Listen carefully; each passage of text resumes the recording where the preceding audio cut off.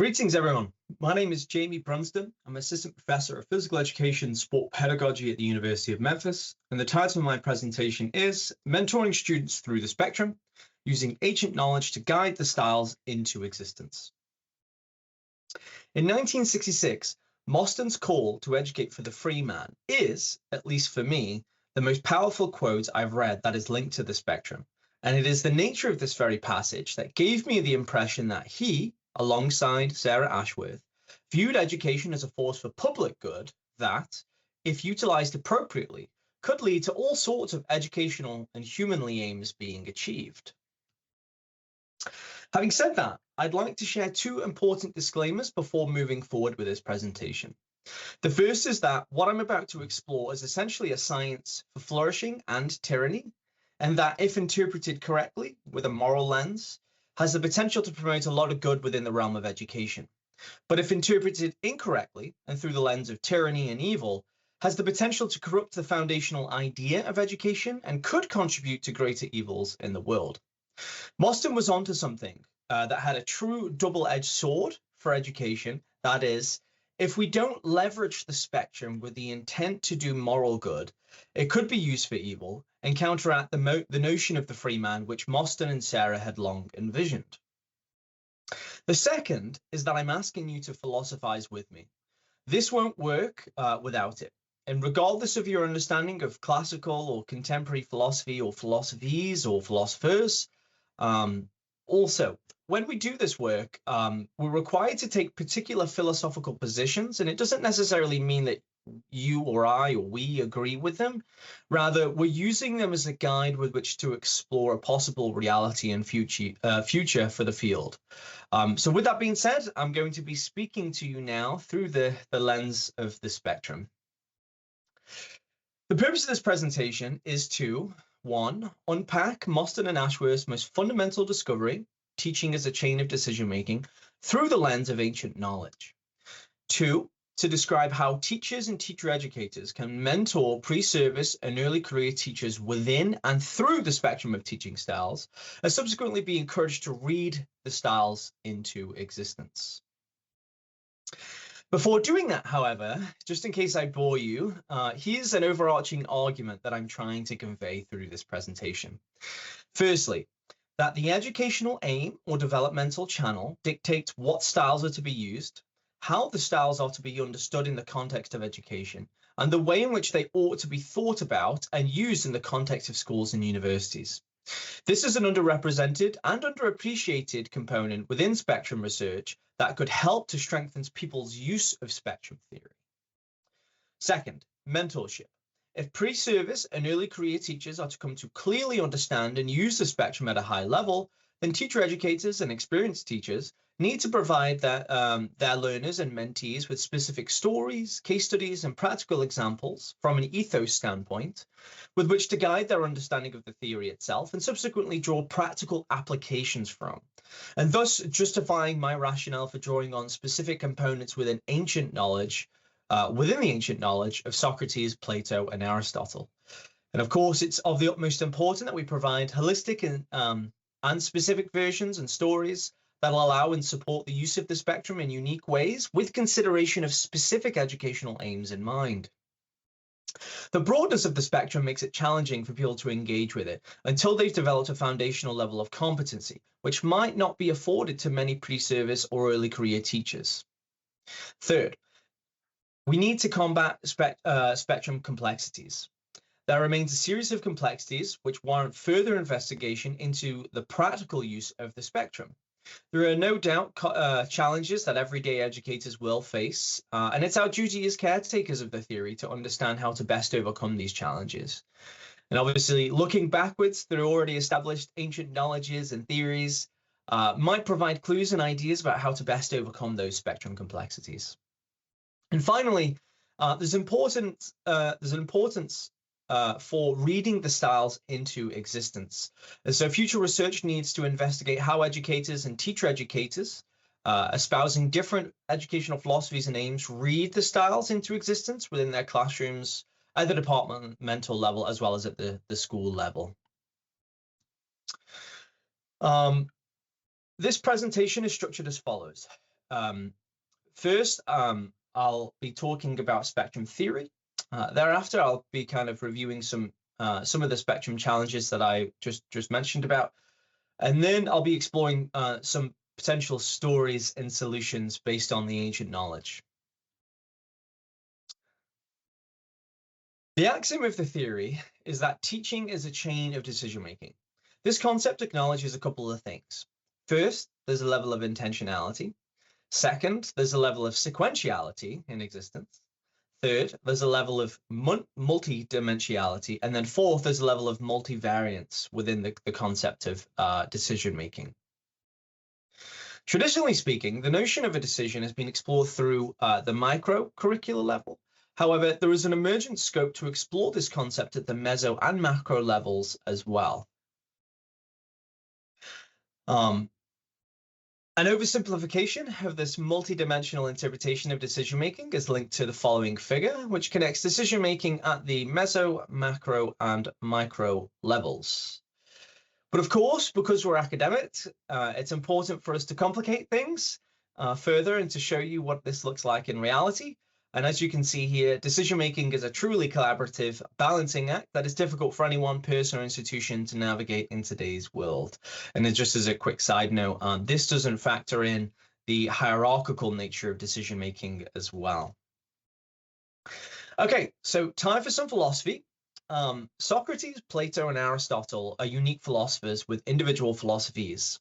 They all cared about virtue and flourishing, but believed in different paths to achieve them. They also define them slightly different as well. Socrates valued truth, Plato valued justice, and Aristotle viewed flourishing as his end goal. And so Socrates broadly would have used the spectrum as a means of promoting self-discovery, so the pursuit of knowledge. Plato would have used the spectrum as a means for guided, focused learning, so to kind of structure and justice-focused development.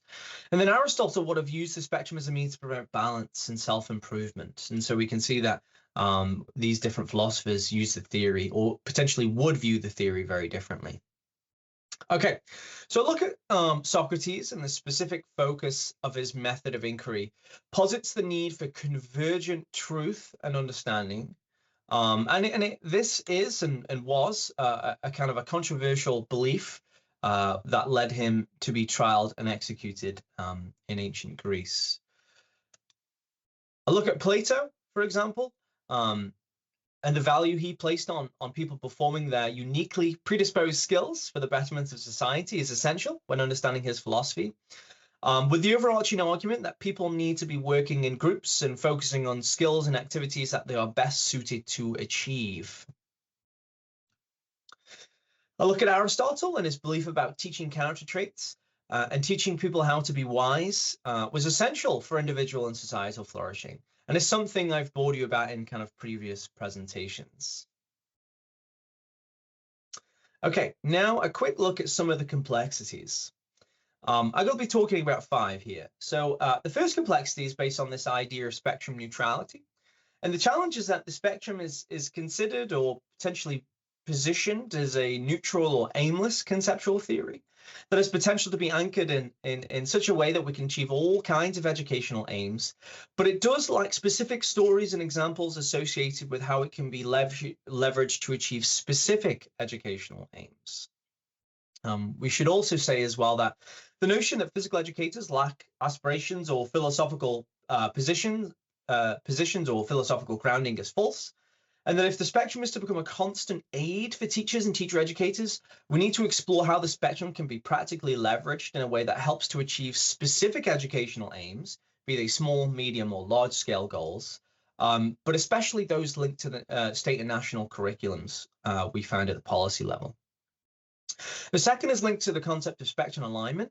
And so I think this is probably the most significant challenge we're facing right now. It's this idea of being able to align our perspectives and practices to that of our philosophy. So aligning one's curriculum, lessons, and teaching practices to specific measurable educational aims, whether it's a single aim or a plurality of aims.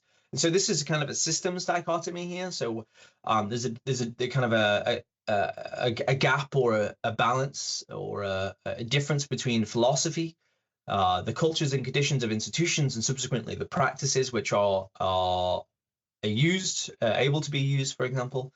And obviously there's a side comment here that I put. What role can assessment styles in the holistic evaluation have in the holistic evaluation of programmatic successes? We also need to be aware that the notion of specific styles potentially have more congruence with and are more adequately suited to achieve particular educational aims more so than others.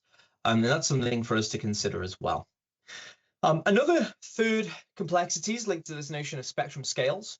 So exploring the extent to which the styles are being used in excess, deficiency, or just right levels, because not all teaching styles ought to or need to be used in the same way at the same time, at the same degree, at the same intensity, so on and so forth.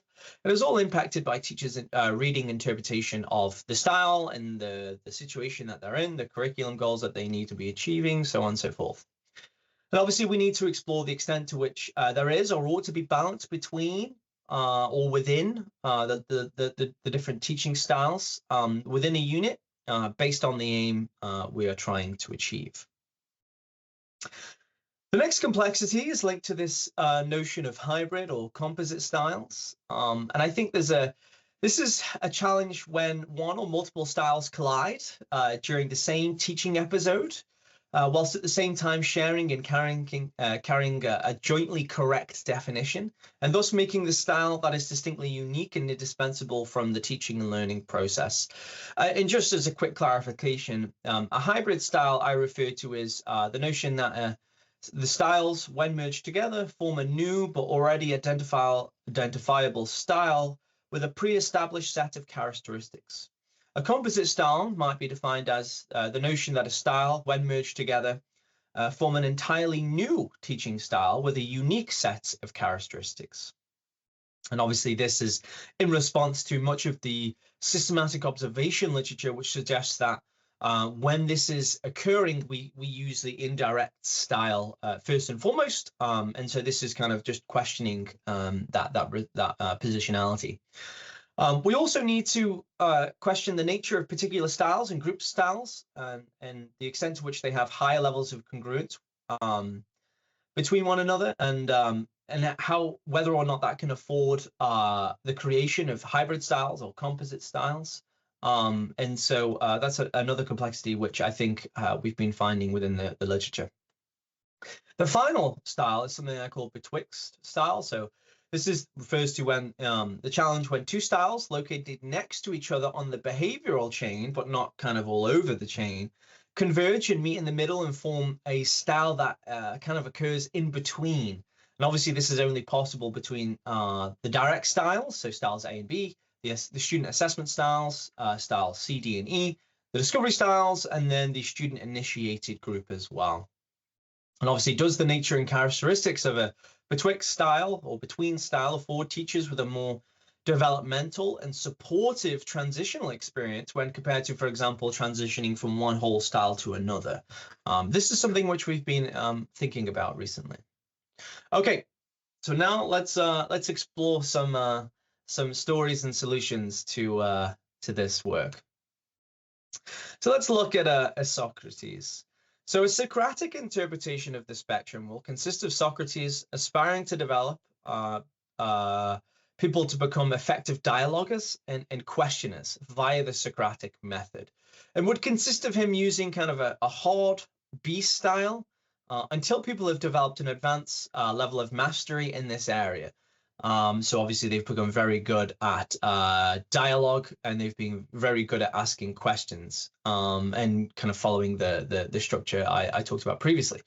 Thereafter, we have lots of pathways to potentially explore to promote knowledge and wisdom development through the lens of kind of Socratic truth. So stage 2 would kind of really be concerned with discovery learning, knowledge generation, individual and collective truths, and developing well thought out understandings of worldly content. If I can take you to just the bottom of this stage 2, you'll see that the foundational content here is kind of ethical and self-knowledge, and secondary content is curriculum needs, interest, and kind of wonders. So there's some example pathways which we can kind of use. So after having really focused on style B, we might then kind of use some of the following pathways. So we might begin with pathway 1, where we introduce new content knowledge, except instead of focusing on developing a method of inquiry, we're now introducing content using style B.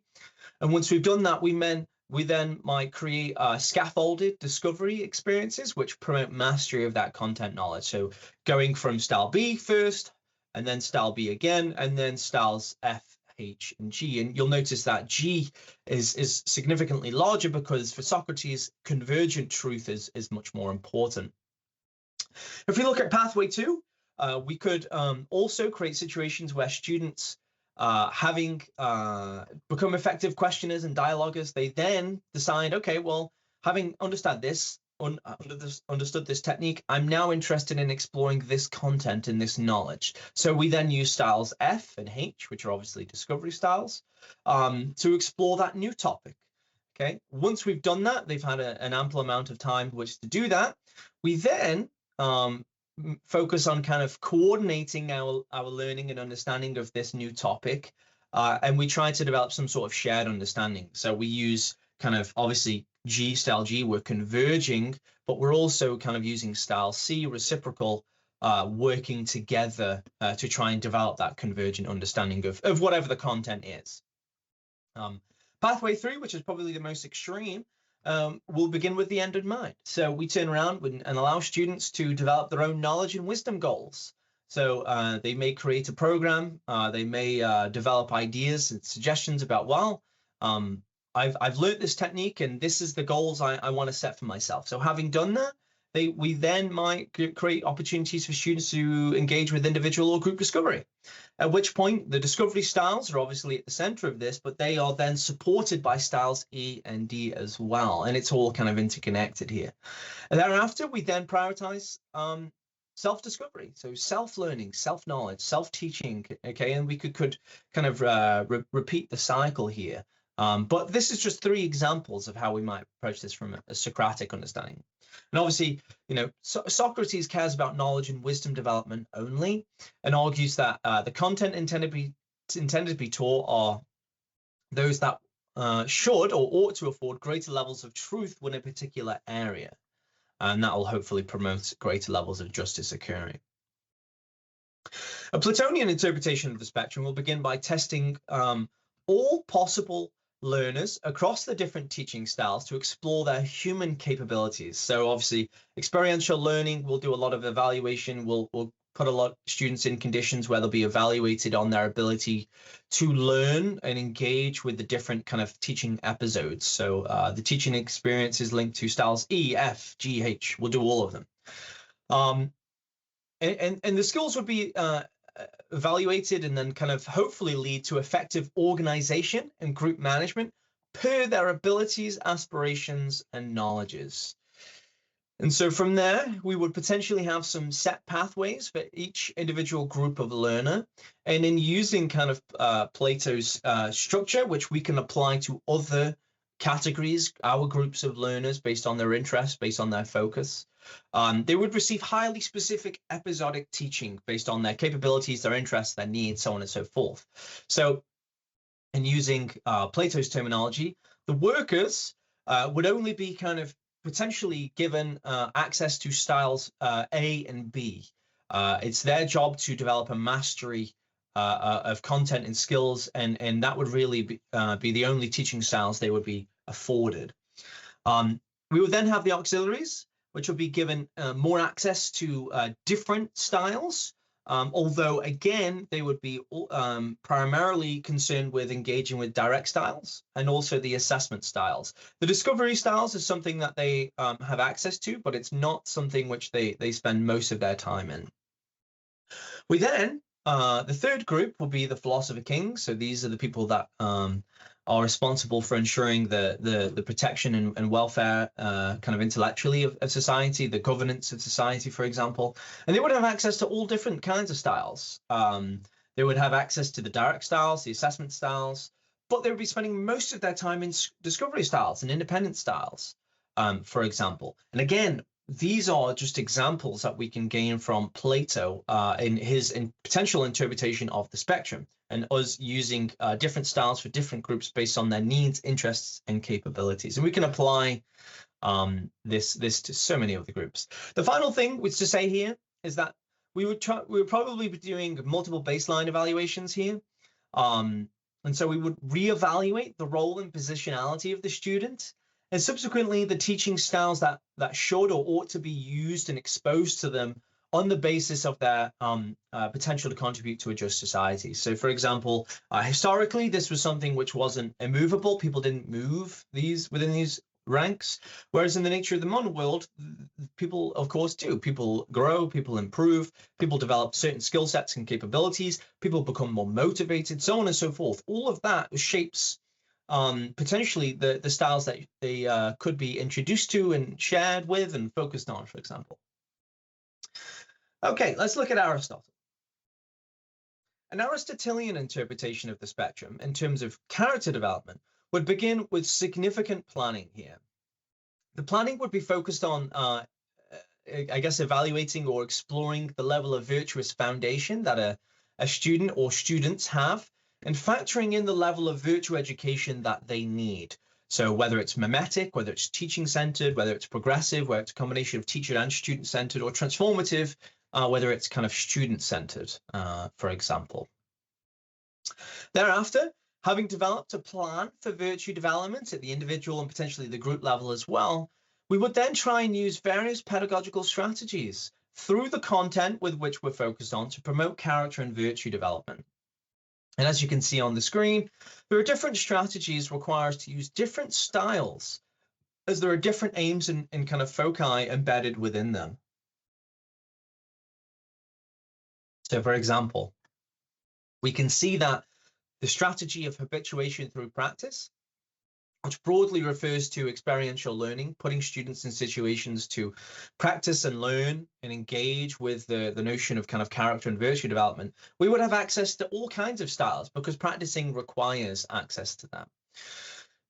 Alternatively, we might want to look at moral dialogue, for example, and we might create opportunities for students to think, think, wonder about the kind of moral person they want to be, the person they want to emulate, for example, in which case the discovery styles will be more important. And we can kind of go around to these different strategies and notice that that different strategies afford us different access to different styles.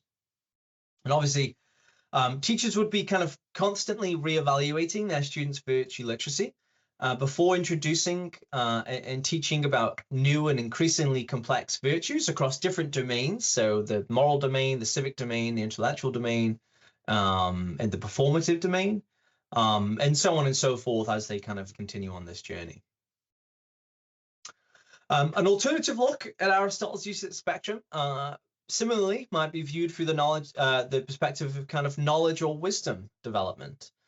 And so here we can see that we're still begin by with a pre-impact stage of evaluating kind of knowledge and wisdom foundations. We then might use kind of knowledge-specific teaching and developing kind of multi-knowledge competence. And this is specifically drawn from the Nicomachean Ethics. We have craft knowledge, which is very skill and technical based knowledge. We have scientific knowledge, epistemic knowledge, and we have practical knowledge or phronesis, all of which, in order to develop skill-based knowledge, we might need to prioritize a hard B style, and then we cluster the other styles around the use of style B. To develop scientific knowledge, however, we might use a different approach. We might begin with introducing knowledge through styles B, and also kind of developing a level of alignment with styles G, convergent styles, and then we start to use other styles with which to further advance our knowledge and understanding, lead to a greater creation of style B and G, and then all of which should lead to kind of the student-independent learning styles. And then we can approach the same thing with practical knowledge too. And again, because all these knowledges advocate for different things, they're structured and advocated for differently, and subsequently require teachers to use different teaching styles to create different conditions. Okay. So let's summarize that. And I can come back to this if this scope or people can ask for the PowerPoint. That's fine, because I'm going to kind of go through this quite quickly. But Socratic truth is grounded on the assumption that it is virtuous to possess. There you go. Okay, Socratic truth is grounded on the assumption that it is virtuous to possess high levels of knowledge and understanding, and that is of utmost importance when pursuing a life well lived, that schools or the spectrum's primary aim ought to be structured in a way that helps young people to value knowledge in their everyday lives. And so technical knowledge, in Socrates' eyes, is subservient to scientific and intellectual or knowledge or understanding.